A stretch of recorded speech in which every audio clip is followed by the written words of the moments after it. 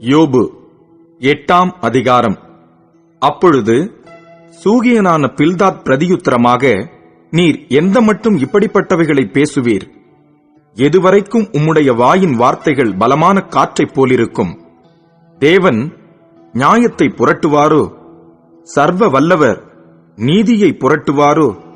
உம்முடைய பிள்ளைகள் அவருக்கு விரோதமாய் பாவம் செய்திருந்தாலும், அவர்களுடைய பாதகத்தின் ஆக்கினைக்கு அவர்களை அவர் ஒப்புக் கொடுத்திருந்தாலும், நீர் தேவனை ஏற்கனவே தேடி சர்வ வல்லவரை நோக்கி விண்ணப்பம் செய்து சுத்தமும் செம்மையுமாய் இருந்தீரேயானால், அப்பொழுது அவர் உமக்காக விழித்து நீதியுள்ள உம்முடைய வாசஸ்தலத்தை சாங்கோபாங்கமாக்குவார்.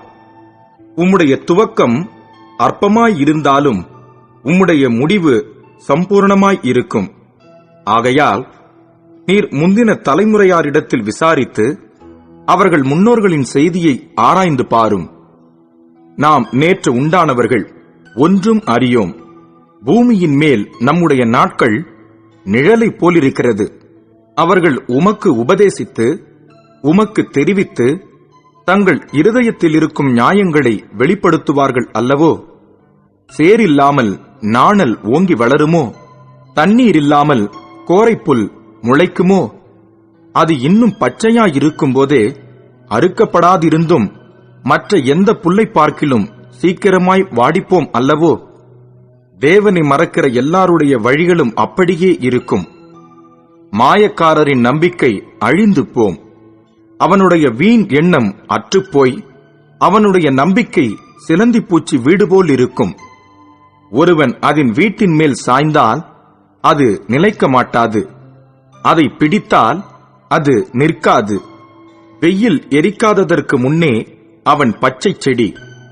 அதன் கொடிகள் அவன் தோட்டத்தின் மேலே படரும். அதன் வேர்கள் கற்குவியலில் சிக்கி கற்பாறையை நாடும். அது அதனிடத்தில் இராதபடிக்கு நிர்மூலமான பின் அது இருந்த இடம் உன்னை நான் கண்டதில்லை என்று மறுதலிக்கும். இதோ அவன் வழியின் மகிழ்ச்சி இப்படியே போகிறது. ஆனாலும் வேறே பேர் மண்ணிலிருந்து முளைப்பார்கள். இதோ தேவன் உத்தமனை வெறுக்கிறதுமில்லை, பொல்லாதவர்களுக்கு கை கொடுக்கிறதும் இல்லை. இனி அவர் உம்முடைய வாயை நகைப்பினாலும் உம்முடைய உதடுகளை கெம்பீரத்தினாலும் நிரப்புவார். உம்மை பகைக்கிறவர்கள் வெட்கத்தால் மூடப்படுவார்கள். துன்மார்க்கருடைய கூடாரம் அழிந்து போகும் என்றான். யோபு 9ஆம் அதிகாரம். அதற்கு யோபு பிரதியுத்தரமாக, ஆம், காரியம் இப்படி இருக்கிறது என்று அறிவேன். தேவனுக்கு முன்பாக மனுஷன் நீதிமானாய் இருப்பதெப்படி? அவர் அவனோட வழக்காட சித்தமாயிருந்தால் 1000 ஒன்றுக்காகிலும் அவருக்கு உத்தரவு சொல்ல மாட்டானே? அவர் இருதயத்தில் ஞானமுள்ளவர், பலத்தில் பராக்கிரமமுள்ளவர். அவருக்கு விரோதமாக தன்னை கடினப்படுத்தி வாழ்ந்தவன் யார்? அவர் பர்வதங்களை சடுதியாய் பேர்க்கிறார். தம்முடைய கோபத்தில் அவைகளை புரட்டி போடுகிறார். பூமியின் தூண்கள் அதிரத்தக்கதாய் அதை அதன் ஸ்தானத்தினின்று அசைய பண்ணுகிறார். அவர் சூரியனுக்கு கட்டளையிட அது உதிக்காதிருக்கும். அவர் நட்சத்திரங்களை மறைத்து போடுகிறார். அவர் ஒருவரே வானங்களை விரித்து சமுத்திர அலைகளின் மேல் நடக்கிறவர். அவர் துருவச்சக்கர நட்சத்திரங்களையும் மிருக சீரிஷத்தையும் அருமீனையும் தட்சண மண்டலங்களையும் உண்டாக்கினவர். ஆராய்ந்து முடியாத பெரிய காரியங்களையும் எண்ணி முடியாத அதிசயங்களையும் அவர் செய்கிறார். இதோ அவர் என் அருகில் போகிறார், நான் அவரை காணேன். அவர் கடந்து போகிறார், நான் அவரை அறியேன். இதோ அவர் பறித்துக் கொண்டு போகிறார், அவரை மறிப்பவன் யார்? நீர் என்ன செய்கிறீர் என்று அவரை கேட்பவன் யார்? தேவன் தம்முடைய கோபத்தை திருப்ப மாட்டார். ஒருவருக்கொருவர் துணை நிற்கிற அகங்காரிகள் அவருக்கு அடங்க வேண்டும். இப்படி இருக்க அவருக்கு மறுமொழி கொடுக்கவும் அவரோட வழக்காடும் வார்த்தைகளை தெரிந்து கொள்ளவும் நான் எம்மாத்திரம்? நான் நீதிமானாய் இருந்தாலும் அவரோட வழக்காடாமல் என் நியாயாதிபதியினிடத்தில் இரக்கத்துக்கு கெஞ்சுவேன். நான் கெஞ்ச அவர் எனக்கு உத்தரவு அருளினாலும் அவர் என் விண்ணப்பத்துக்கு செவி கொடுத்தார் என்று நம்பேன். அவர் புசலினால் என்னை முறிக்கிறார். முகாந்தரமில்லாமல் அநேகம் காயங்களை எனக்கு உண்டாக்குகிறார். நான் மூச்சு விட எனக்கு இடங்கொடாமல் கசப்பினால் என்னை நிரப்புகிறார். பலத்தை பார்த்தால் அவரே பலத்தவர். நியாயத்தை பார்த்தால் என் பட்சத்தில் சாட்சி சொல்லுகிறவன் யார்? நான் என்னை நீதிமானாக்கினாலும் என் வாயே என்னை குற்றவாளியாக்கும். நான் உத்தமன் என்று சொன்னாலும் நான் மாறுபாடானவன் என்று அது சாட்சி கொடுக்கும். நான் உத்தமன் என்றாலும் என் உள்ளத்தை நான் அறியேன். என் ஜீவனை அரோசிப்பேன். ஒரு காரியம் உண்டு, அதை சொல்லுகிறேன். சன்மார்க்கனையும் துன்மார்க்கனையும் அவர் அழிக்கிறார். சவுக்கானது அசுப்பிலே வாதித்துக் கொள்ளும்போது அவர் குற்றமில்லாதவர்களின் சோதனையை பார்த்து நகைக்கிறார். உலகம் துன்மார்க்கர் கையில் விடப்பட்டிருக்கிறது. அதில் இருக்கிற நியாயாதிபதிகளின் முகத்தை மூடி போடுகிறார். அவர் இதை செய்கிறதில்லை என்றால் பின்ன யார் இதை செய்கிறார்? என் நாட்கள் அஞ்சற்காரர் ஓட்டத்திலும் தீவிரமாய் இருக்கிறது. அவைகள் நன்மையை காணாமல் பறந்து போம். அவைகள் வேகமாய் ஓடுகிற கப்பல்களைப் போலவும் இரையின் மேல் பாய்கிற கழுகை போலவும் கடந்து போகிறது. என் அங்கலாய்ப்பை நான் மறந்து என் முகத்தின் துக்கத்தை மாற்றி திடன் கொள்வேன் என்று சொன்னால் என் வருத்தங்களைப் பற்றி பயமாயிருக்கிறேன். என்னை குற்றமில்லாதவனாக எண்ணமாட்டீர் என்று அறிவேன்.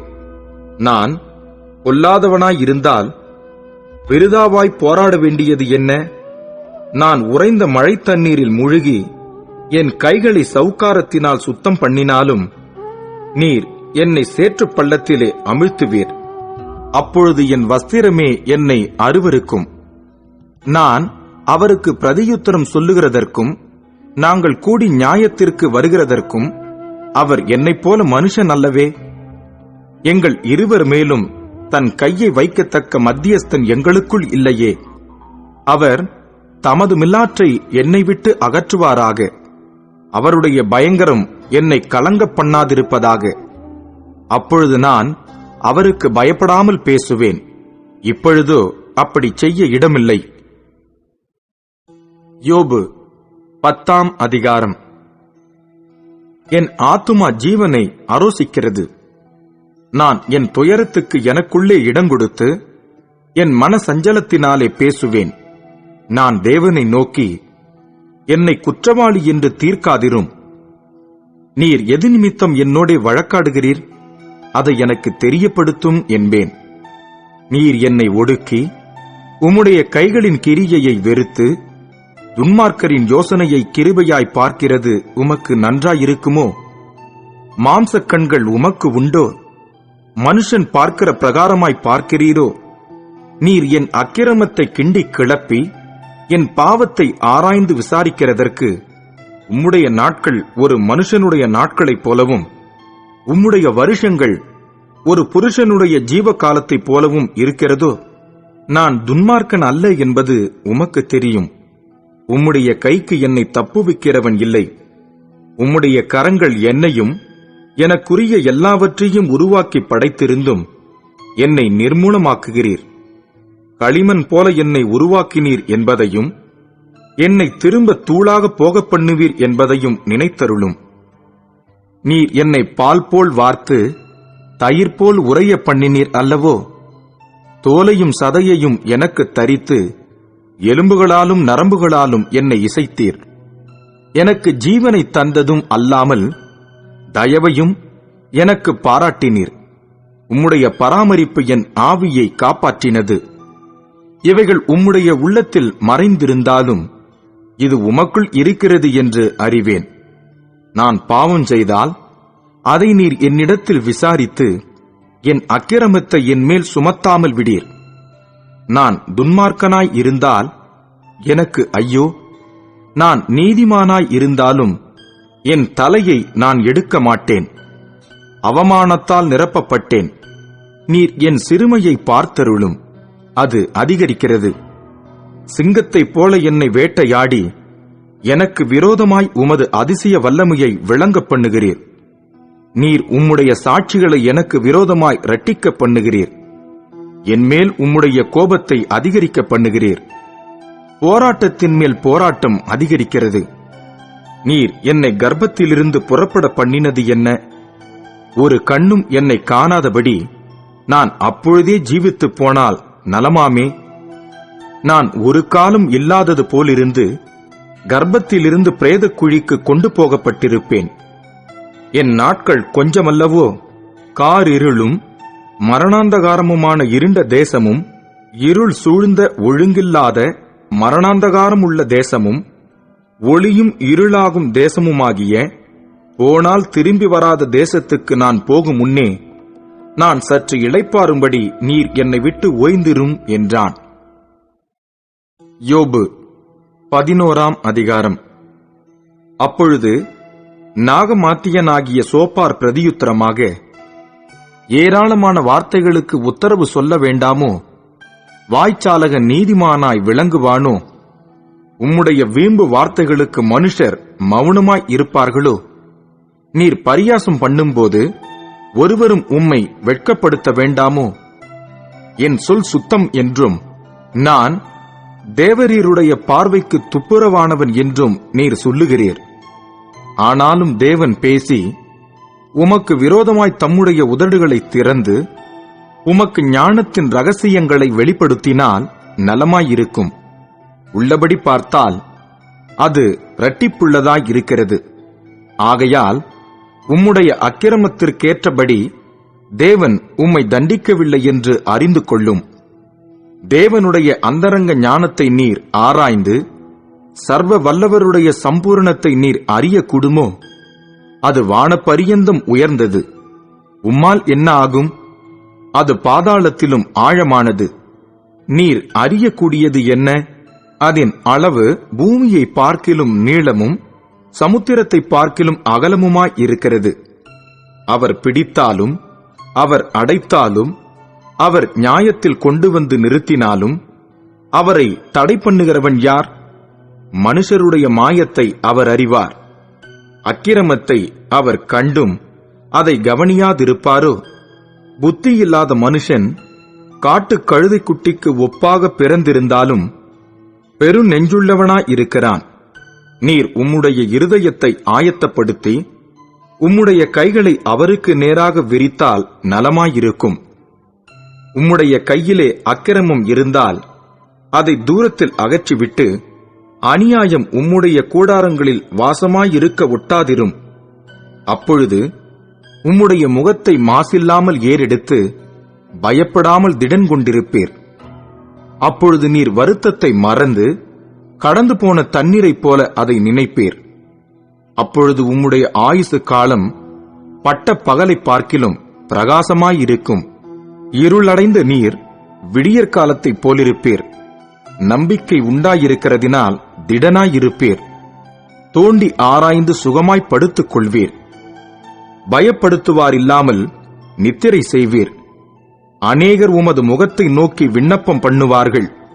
துன்மார்க்கருடைய கண்கள் பூத்துப் போய் அவர்கள் அடைக்கலம் அவர்களை விட்டொழிந்து அவர்கள் நம்பிக்கை சாகிறவன் சுவாசம் போல் அழிந்து போகும் என்றான். யோபு 12ஆம் அதிகாரம். யோபு பிரதியுத்தரமாக, ஆம், நீங்களே ஞானமுள்ள ஜனங்கள், உங்களுடனே ஞானம் சாகும். உங்களைப் போல எனக்கும் புத்தியுண்டு. உங்களிலும் நான் தாழ்ந்தவன் அல்ல. இப்படிப்பட்டவைகளை அறியாதவன் யார்? என் சிநேகிதரால் நான் நிந்திக்கப்பட்டு தேவனை நோக்கி பிரார்த்திப்பேன். அவர் எனக்கு மறு உத்தரவு அருளுவார். உத்தமனாகிய நீதிமான் பரியாசம் பண்ணப்படுகிறான். ஆபத்துக்குள்ளானவன் சுகமாயிருக்கிறவனுடைய நினைவில் இகழ்ச்சி அடைகிறான். கால் இடறினவர்களுக்கு இது நேரிடும். கள்ளருடைய கூடாரங்களில் செல்வம் உண்டு. தேவனை கோபப்படுத்துகிறவர்களுக்கு சாங்கோபாங்கம் உண்டு. அவர்கள் கையிலே தேவன் கொண்டு வந்து கொடுக்கிறார். இப்போதும் நீ மிருகங்களை கேட்டுப்பார், அவைகள் உனக்கு போதிக்கும். ஆகாயத்து பறவைகளை கேள், அவைகள் உனக்கு அறிவிக்கும். அல்லது பூமியை விசாரித்துக் கேள், அது உனக்கு உபதேசிக்கும். சமுத்திரத்தின் மச்சங்களைக் கேள், அவைகள் உனக்கு விவரிக்கும். கர்த்தருடைய கரம் இதை செய்ததென்று இவைகள் எல்லாவற்றினாலும் அறியாதவன் யார்? சகல பிராணிகளின் ஜீவனும் மாம்சமான சகல மனுஷரின் ஆவியும் அவர் கையில் இருக்கிறது. வாயானது போஜனத்தை ருசி பார்க்கிறது போல செவியானது வார்த்தைகளை சோதித்து பார்க்கிறதல்லவா? முதியோரிடத்தில் ஞானமும் வயது சென்றவர்களிடத்தில் புத்தியும் இருக்குமே. அவரிடத்தில் ஞானமும் வல்லமையும் எத்தனை அதிகமாயிருக்கும்! அவருக்குத்தான் ஆலோசனையும் புத்தியும் உண்டு. இதோ, அவர் இடித்தால் கட்ட முடியாது, அவர் மனுஷனை அடைத்தால் விடுவிக்க முடியாது. இதோ, அவர் தண்ணீர்களை அடக்கினால் எல்லாம் உலர்ந்து போம். அவர் அவைகளை வரவிட்டால் பூமியை கீழது மேலதாக்கும். அவரிடத்தில் பலனும் ஞானமும் உண்டு. மோசம் போகிறவனும் மோசம் போக்குகிறவனும் அவர் கையின் கீழ் இருக்கிறார்கள். அவர் ஆலோசனைக்காரரை சிறைப்பிடித்து நியாயாதிபதிகளை மதிமயக்குகிறார். அவர் ராஜாக்களுடைய கட்டுகளை அவிழ்த்து அவர்கள் இடுப்புகளை கச்சை கட்டுகிறார். அவர் மந்திரிகளை சிறைப்பிடித்துக் கொண்டு போய் பலவான்களை கவிழ்த்து போடுகிறார். அவர் நம்பிக்கையுள்ளவர்களுடைய வாக்கை விலக்கி முதிர் வயதுள்ளவர்களின் ஆலோசனையை வாங்கி போடுகிறார். அவர் பிரபுக்களின் மேல் இகழ்ச்சி வர பண்ணுகிறார். பலவான்களின் கச்சையை தளர்ந்து போக பண்ணுகிறார். அவர் அந்தகாரத்தில் இருக்கிற ஆழங்களை வெளியரங்கமாக்கி மரண இருளை வெளிச்சத்தில் கொண்டு வருகிறார்.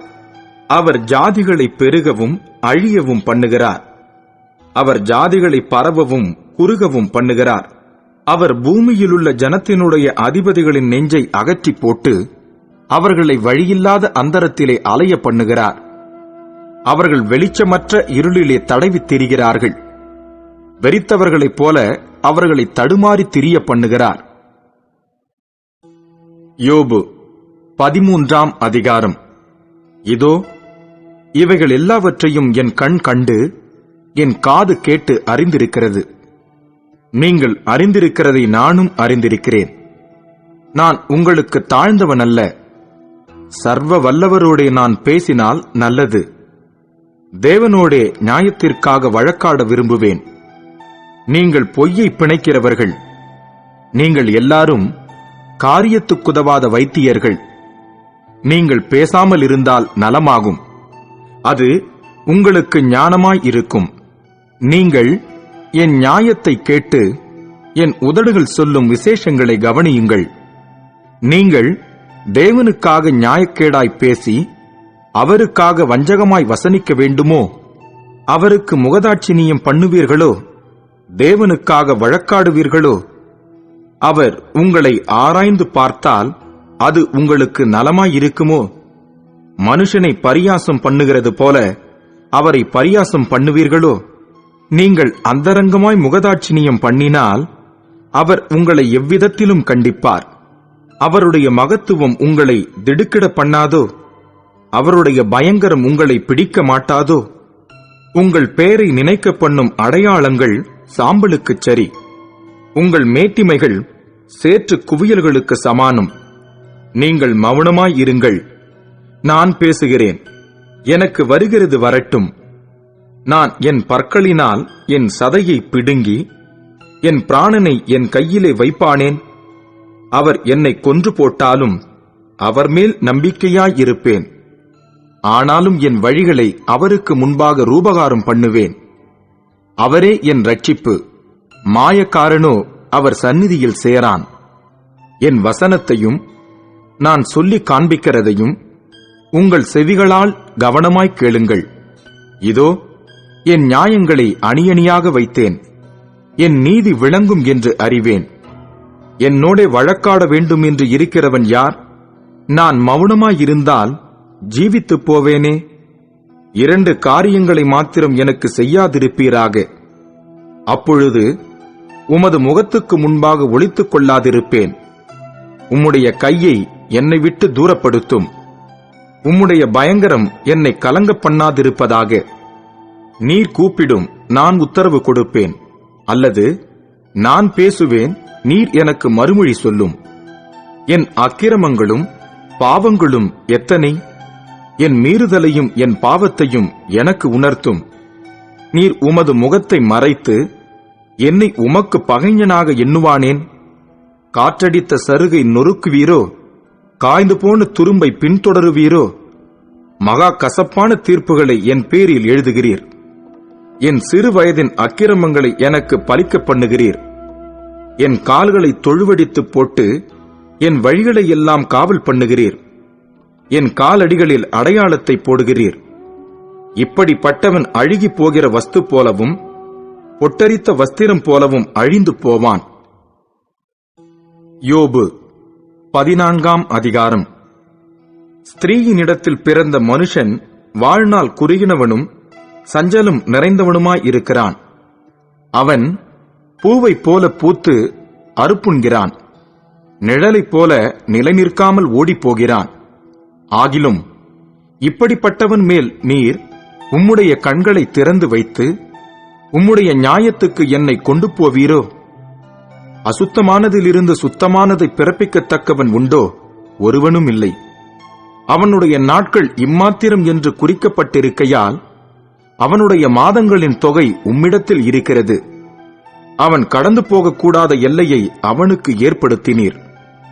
அவன் ஒரு கூலிக்காரனைப் போல் தன் நாளின் வேலையாயிற்று என்று ரம்மியப்படும் மட்டும் அவன் ஓய்ந்திருக்கும்படி உமது பார்வையை அவனை விட்டு விலக்கும். ஒரு மரத்தை குறித்தாவது நம்பிக்கை உண்டு. அது வெட்டி போடப்பட்டாலும் திரும்ப தழைக்கும். அதன் இளங்கிளைகள் துளிர்க்கும்.